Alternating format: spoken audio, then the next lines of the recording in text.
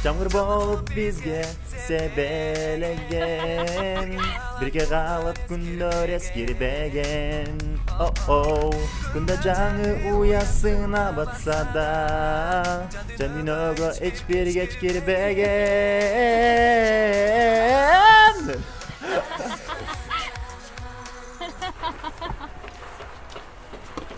Капитан Нурдинов. Кечиресиз байке, менден кетти. Знакты байкабай калып турмун. Күнөөнү мойнума алам. Ай азамат. Макул азыр эскертүү салайын, бирок абайлап жүрүңүз. Жок байке, мен күнөөлүмүн да. Штраф жазыңыз. Сөз түрдө катуу жаза элдерге берилсе, сиздей акбейли адамдар кара мүртөс болуп калышат. Андыктан эскертүү. Рахмат. Рахмат, капитан мырза. Ийгилик.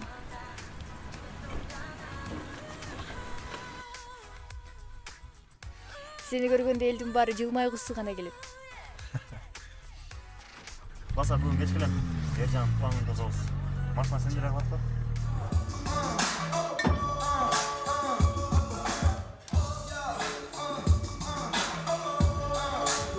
Эң биринчи элге билим керек.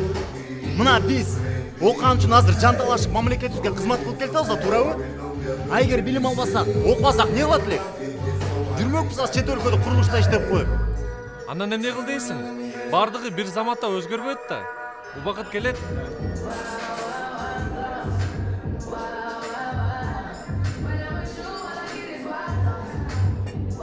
Жигиттер, мен азыр келем.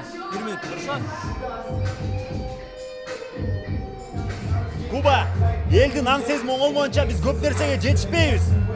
Мисалы, укукты алалы. Элементарно эл өз укугун талап кылганды билбейт. Мыйзам бузулуп атса да, укугун тебелеп атса дагы, бул нормалдуу нерсе деп ойлойт.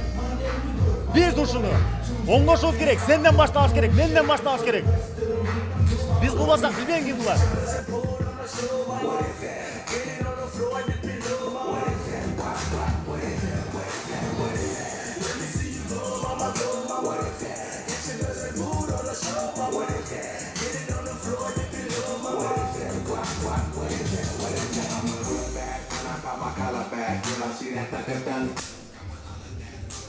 Алло, милиция? Мен сумкамды урдап кетишти. Мен туалетке жашынып алдым. Ал мени аңдып турат эшикте.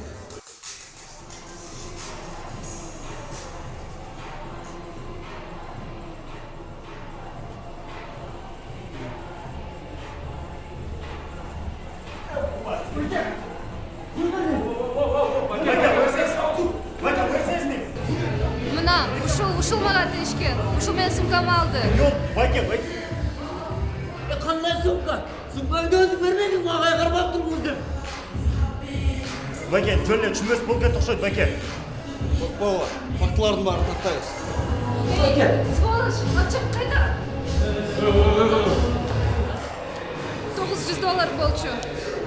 Намол досторуна берип салды.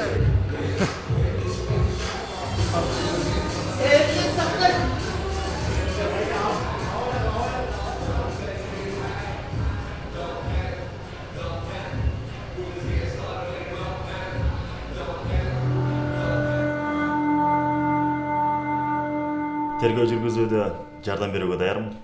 Даярмын дейсиңби? Анда дароо эле айт акча каякта экенин. Жабыр тарткан тараптын айтуусу боюнча силер досторуңар менен биригип акчаны уурдап алгансыңар. Тийген жокмун акчасына. Маган кажети жок. Эмне кылмак элем акчасын? Столдо отурганбыз. Эржан ал кыздын жанына кеткен. Анан бул учурда милиция келип калып эле Эржанды чырмай баштады. Мен тиги кызды өмүр көргөн эмесмин. Анан өз калыбыбыз менен бул жака бөлүмгө келдик. Мен акчамды беришсе, арызымды алам.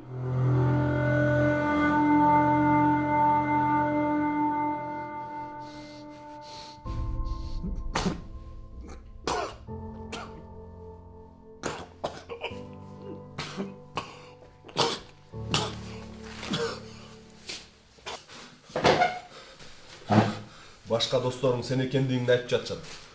Кыз да сени айыптап жатат. Мен анын акчасын алган эмесмин. Кайрадан ошол эле. Биз эмне баарын сотко барып териштирип жүрөт дейсиңби? Эртерээк болгондо айтып бер. Биз да үйгө келинчектерибизге кетели. Мен күнөөлүү эмесмин.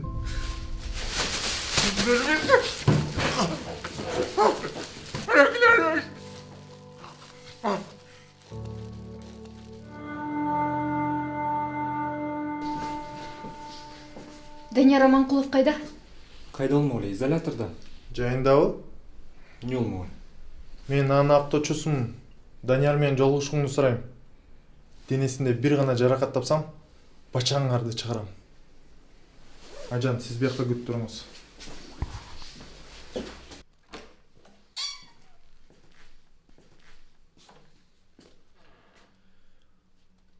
Бизге ушундай эле келди.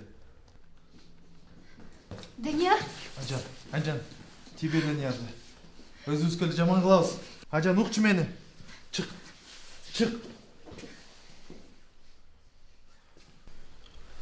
Азыр экспертизага барабыз. Өлдүңөр дей бергиле.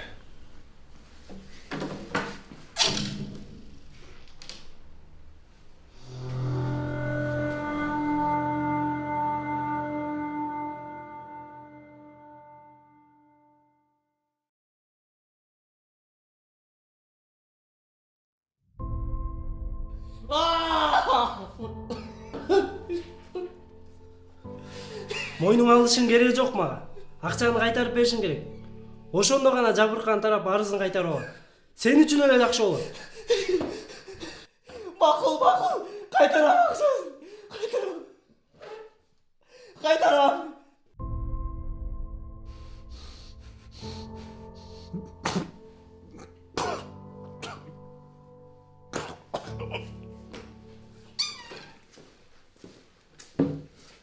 Азыр келинчегиңди тынчтандырасың да дароо үйүңө кетесиң. Болбосо такыр үйгө барбайсың. Сүйлөштүкпү?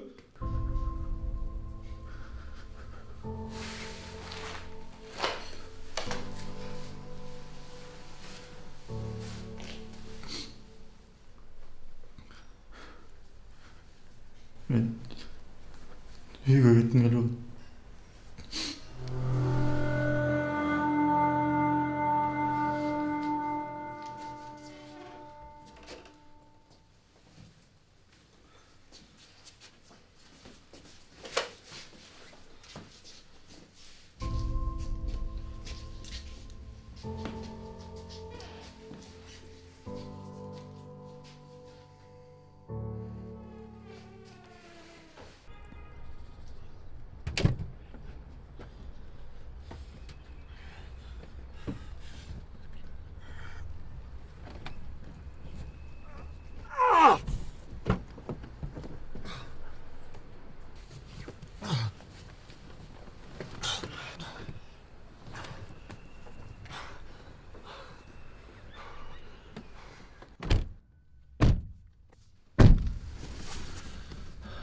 Тез арада экспертизага барыш керек. Эч жакка барбайбыз. Кереги жок. Түшүнбөй жатасыз. Коруп калды алар силерден. Силер эч нерседен коркпошуңар керек. Кереги жок дейм. Алтыным. Жок. Үйгө барабыз. Айда үйгө.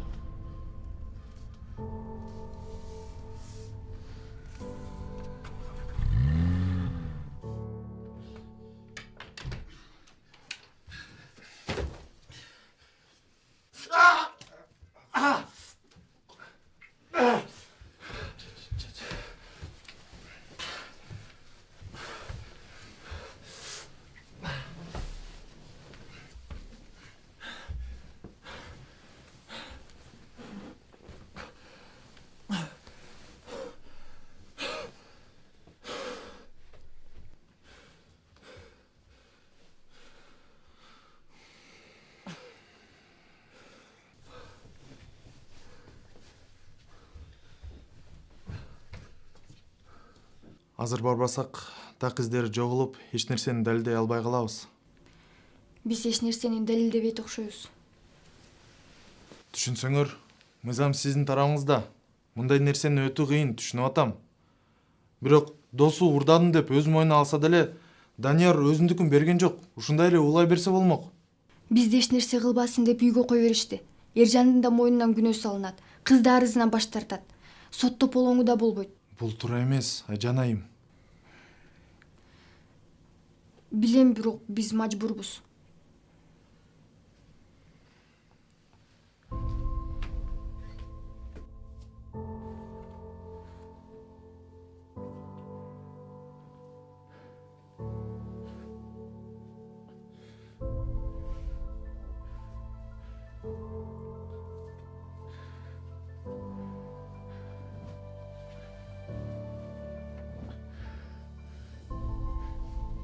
Айжан,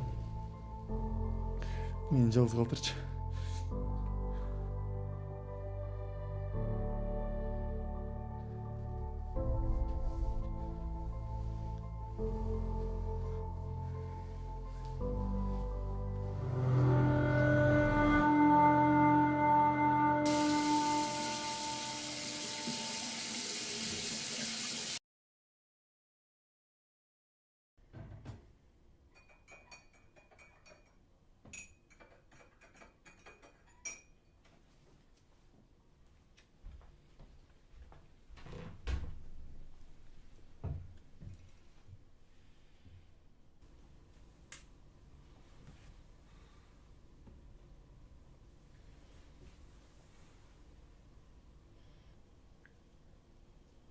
Качан жумушка? Барбайм.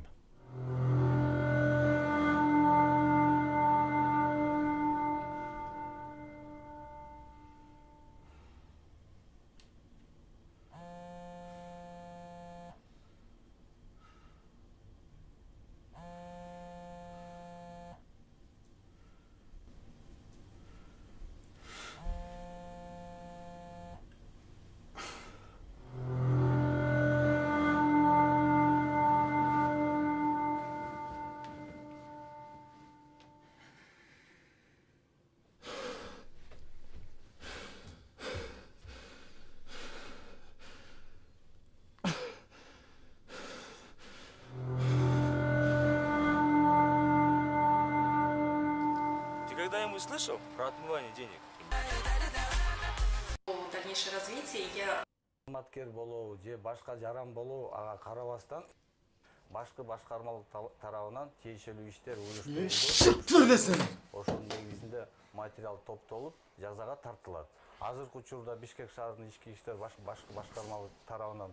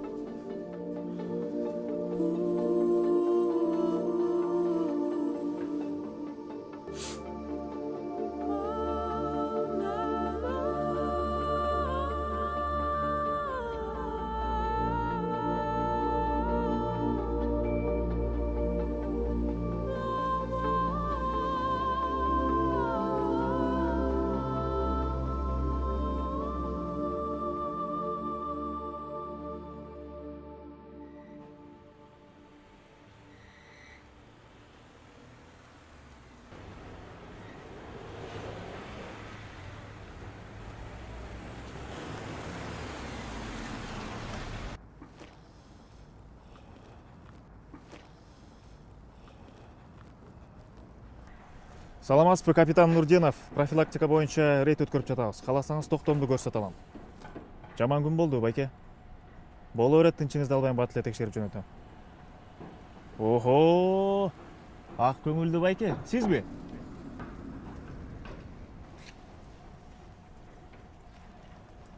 Макул байке, кете бериңиз.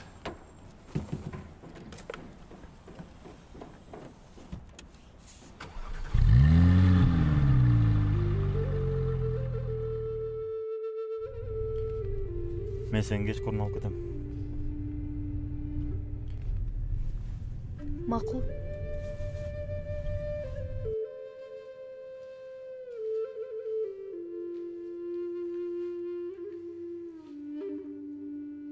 Аз да көрүшүп калдык. Себебин билесиң да. Биз системага ишенчүбүз. Бирок өлкө күйүп аткан ошол эле система бизди сындырып кеттиби? Биз андайга даяр эмес болчубуз. Аягына чыгат болдусуң. Айжаның бар. Сени куткарып, тигилери дагы кысмыкка алганы калган. Сен өзүң баш тарттың. Сен деле? Күнөөнү мойнуңа алып, тиги шимшүктөргө акча берип.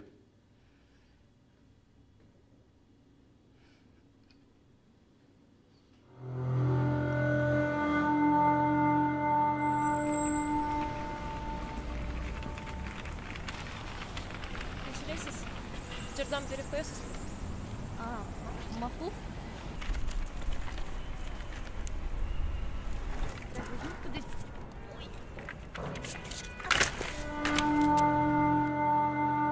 Абоненттин аппараты өчүрүлгөн же аймактан сырткары.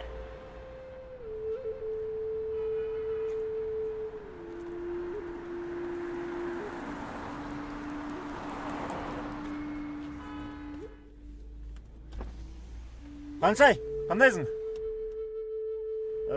Айжан качан чыгат экен жумуштан? 10 мүнөт мурун чыккан, сизди күтүп жаткан. Макул.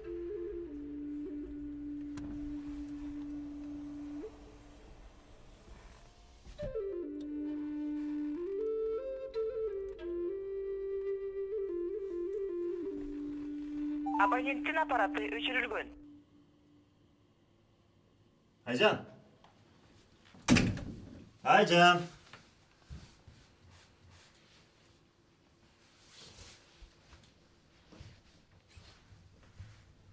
Абоненттин аппараты өчүрүлгөн же аймактан сырткары. Кечирээк чалып көрүңүз.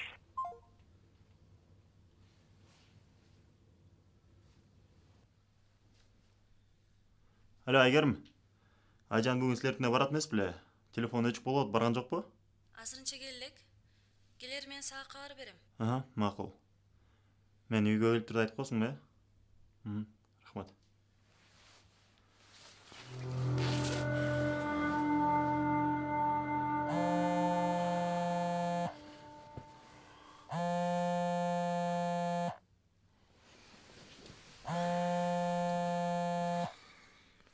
Ала. Данияр, Айгерим оотам. Айжан ошол бойдон келген жок. Кандай келдик? Үйгө келди? Аз кой турсаң?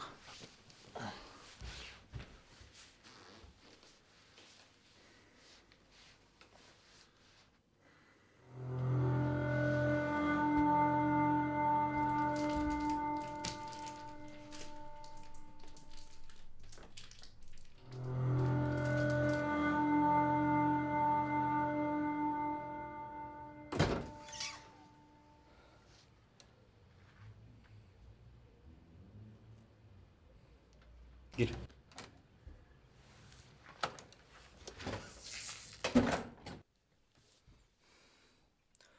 Жаңылык барбы? Жок. 2 күн болду телефон өчүк. Мортордо кыдырып чыктым. Милицияга эмне чалбайсың?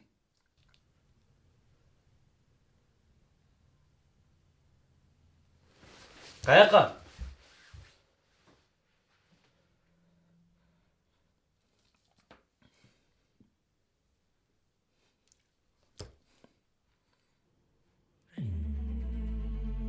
Мына дагы ушундай болгон.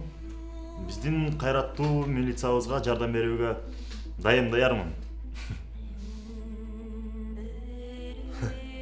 Карасаң жылмайбысың.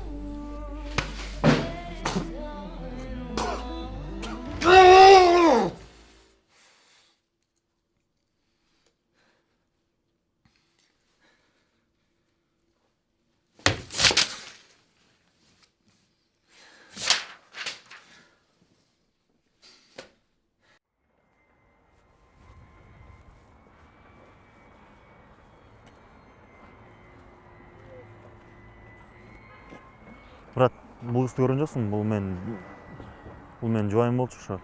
Ушул жакта жашайт көргөн жоксуң? Assalamu alaikum. Бұл қызды көрген жоқсыз ба? Мен жұбайым болчу. Брат.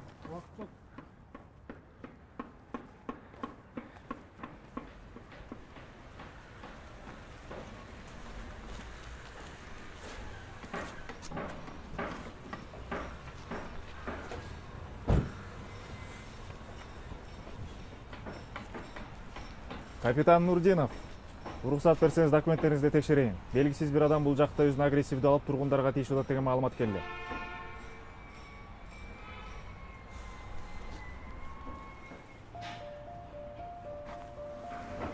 Данияр, сизби? Не. Сиз да мени отделге алып кетесизби?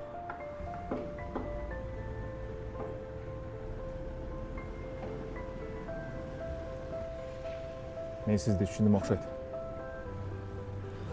Бардыгы жайда эле? Жакшы эле баары.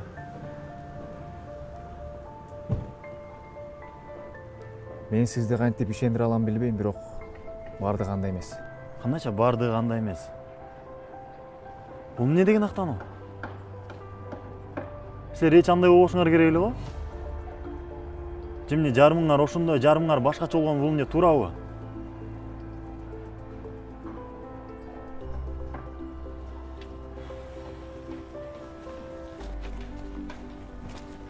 Данияр мырза.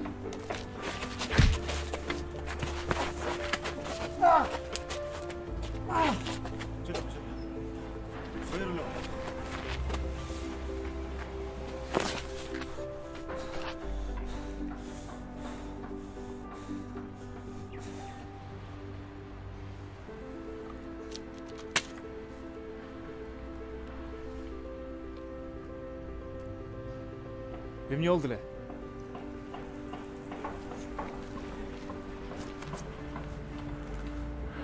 Жоголуп кетти. Каякта экенин эч ким билбейт. Жумушка кеткенден бери телефон өчүп 3 күн болду. Арызчысың белең сен?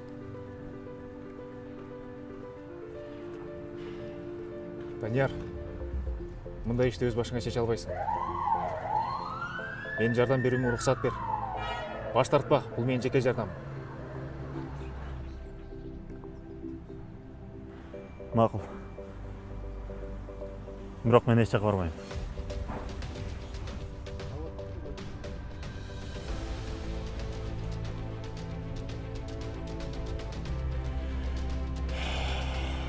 Балким менин ишим эмес. Бирок аягына чыгарыш керек болчу. Бардыгы бүтүш үчүн мен баарына даяр болчумун. Сен го органдардасың, сага айтыш оңой. А мен анда намысым сынып канжалып жерде жаткам. Кандай кыйынчылык болбосун аягына чыгарыш керек. Жапчы оозуңду.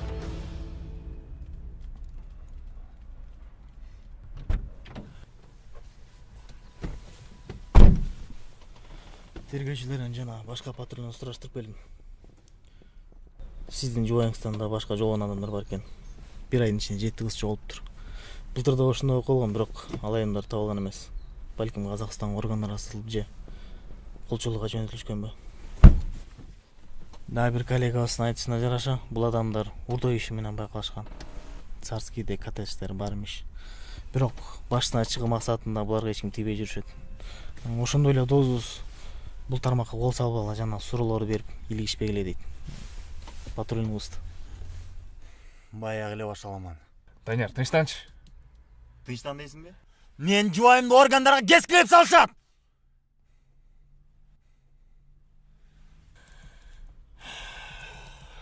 Каякта экен? Биз ал жерге барбайбыз да.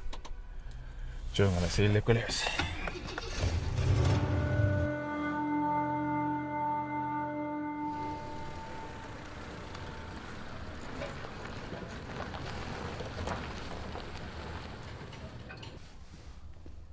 Эмне болду? Атайын өтүп кеттик. 2 үйдөн кийин жабык фургон турат. Адам мурдашы үчүн эң идеалдуу уна окшойт. Сен отуруп турганда биз барып караштырып келелик.